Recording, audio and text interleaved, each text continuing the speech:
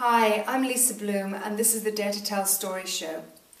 It was about 11 o'clock at night. I was just finishing up the final touches on a workshop that I was delivering the next day and sipping that last cup of tea when I heard a massive crash and a scream that came afterwards. I ran upstairs and my youngest son was lying face down, having fallen from the top bunk, and he had his hands on his head and he was just hysterical. About 40 minutes later, he was still hysterical, crying, his hands over his eyes and saying that he couldn't see anything. And though he was mostly coherent, he seemed also a little bit confused. I was trying to figure out, is it the confusion of a 6-year-old late at night who had been deeply asleep and then had a fall, or was it the confusion of concussion or a head injury? We decided to go to the hospital. Over the next 40 minutes or so, I desperately tried to keep him awake in the car, which is not easy with a 6-year-old at midnight who just wanted to sleep, but at the same time he wouldn't put his hands away from his eyes and said that he couldn't see anything.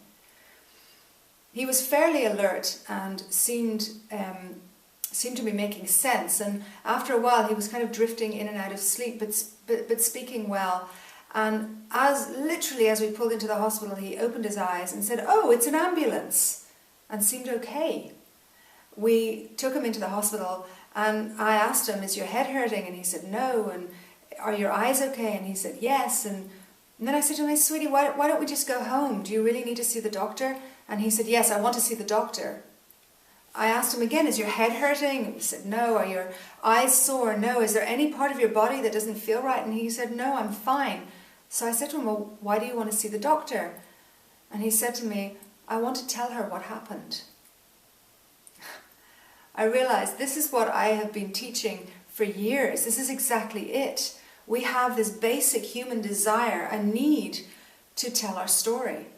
And we do it all the time. We're telling stories from the moment we can speak. We're telling stories, and we tell those stories again and again. Sometimes they serve us well, sometimes they serve us less well, but we constantly have the need to tell that story.